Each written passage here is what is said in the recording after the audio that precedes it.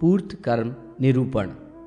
सूत जी ने कहा, ब्राह्मणों, युगांतर में ब्रह्मा ने जिस अंतर्वेदी और बहिर्वेदी की बात बतलाई है वो द्वापर और कलयुग के लिए अत्यंत उत्तम मानी गई है। जो कर्म ज्ञान साध्य है उसे अंतर्वेदी कर्म कहते हैं। देवता की स्थापना और पूजा बहिर्वेदी कर्म है। वो बहिर्वेदी कर्म दो प्रकार का है, कुआं, पोखरा, तालाब आदि खुदवाना और ब्राह्मणों को संतुष्ट करना तथा गुरुजनों की सेवा करना। निष्काम भाव पूर्वक किए गए कर्म तथा व्यसन पूर्वक किया गया हरि स्मरण आदि श्रेष्ठ कर्म अंतर्वेदी कर्मों के अंतर्गत आते हैं। इनके अतिरिक्त अन्य कर्म बहिर्वेदी कर्म कहलाते हैं। धर्म का कारण राजा होता है, इसलिए राजा को धर्म का पालन करना चाहिए और राजा का आश्रय लेकर प्रजा को भी बहिर्वेदी कर्मों का पालन करना चाहिए। यूं तो बहिर्वेदी कर्म शतादि प्रकार के कहे गए हैं, फिर भी इनमें से 3 प्रधान हैं: देवता का स्थापन, प्रासाद और तड़ाग आदि का निर्माण।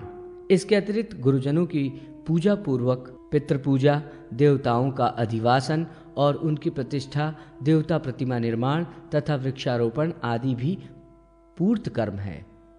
देवताओं की प्रतिष्ठा उत्तम, मध्यम तथा कनिष्ठ भेद से 3 प्रकार की होती है।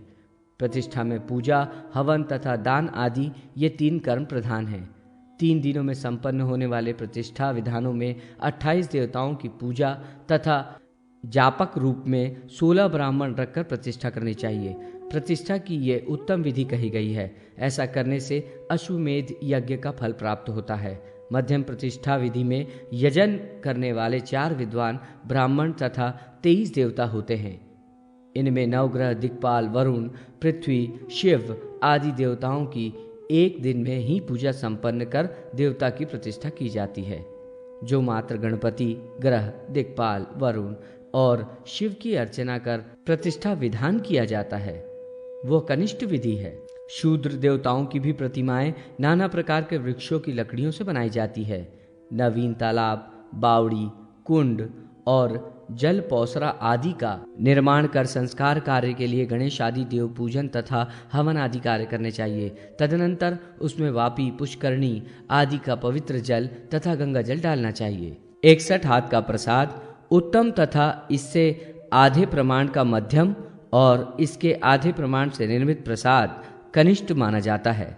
ऐश्वर्य की इच्छा पूरा करने वाले को देवताओं की प्रतिमा के मान से प्रसाद का निर्माण करना चाहिए।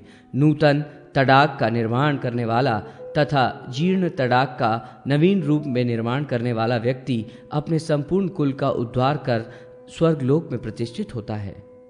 वापी, कूप, तालाब, बगीचा तथा जल के निर्गम स्थान को जो व्यक्ति बार बार स्वच्छ या संस्कृत करता है वो मुक्ति रूप उत्तम फल प्राप्त करता है।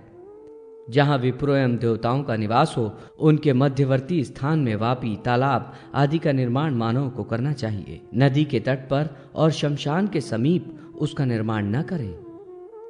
जो मनुष्य वापी, मंदिर आदि की प्रतिष्ठा नहीं करता उसे अनिष्ट भय होता है तथा वह पाप का भागी भी होता है।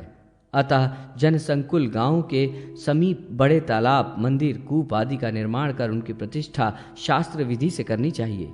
उनके शास्त्रीय विधि से प्रतिष्ठित होने पर उत्तम फल प्राप्त होते हैं। अतएव प्रयत्न पूर्वक मनुष्य न्यायोपार्जित धन से शुभ मुहूर्त में शक्ति के अनुसार श्रद्धा पूर्वक प्रतिष्ठा करे। भगवान के कनिष्ठ, मध्यम या श्रेष्ठ मंदिर को बनाने वाला व्यक्ति विष्णु लोक को प्राप्त होता है और क्रमिक मुक्ति को प्राप्त करता है।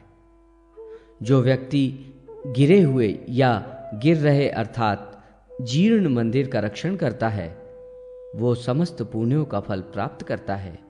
जो व्यक्ति विष्णु, शिव, सूर्य, ब्रह्मा, दुर्गा तथा लक्ष्मी नारायण आदि के मंदिरों का निर्माण कराता है वो अपने कुल का उद्धार कर कोटि कल्प तक स्वर्गलोक में निवास करता है। उसके बाद वहां से मृत्युलोक में आकर राजा या पूज्यतम धनी होता है। जो भगवती त्रिपुर सुंदरी के मंदिर में अनेक देवताओं की स्थापना करता है वो संपूर्ण विश्व में स्मरणीय हो जाता है और स्वर्गलोक में सदा पूजित होता है। जल की महिमा अपरंपार है। परोपकार या देव कार्य में एक दिन भी किया गया जल का उपयोग मातृकुल, पितृकुल, बाह्य कुल तथा आचार्य कुल की अनेक पीढ़ियों को तार देता है। उसका स्वयं का भी उद्धार हो जाता है। अविमुक्त दर्शार्णव तीर्थ में देवार्चन करने से अपना उद्धार होता है तथा अपने पितृ, मातृ आदि कुलों को भी वो उतार देता है। जल के ऊपर तथा प्रसाद के ऊपर रहने के लिए घर नहीं बनवाना चाहिए। प्रतिष्ठित अथवा अप्रतिष्ठित शिवलिंगों को भी कभी नहीं उखाड़ना चाहिए। इसी प्रकार अन्य देव प्रतिमाओं और पूजित देव वृक्षों को चालित नहीं करना चाहिए। उसे चालित करने वाले व्यक्ति को रौरव नरक की प्राप्ति होती है। परंतु यदि नगर या ग्राम उजड़ गए हों, अपना स्थान किसी कारण छोड़ना पड़े या विप्लव मचा हो, तो उसकी पुनः प्रतिष्ठा बिना विचार के करनी चाहिए। शुभ मुहूर्त के अभाव में देव मंदिर तथा देव वृक्ष आदि स्थापित नहीं करना चाहिए। बाद में उन्हें हटाने पर ब्रह्म हत्या का दोष लगता है। देवताओं के मंदिर के सामने पुष्करणी आदि बनाने चाहिए। पुष्करणी बनाने वाला अत्यंत फल प्राप्त कर ब्रह्मलोक से पुनः नीचे नहीं आता।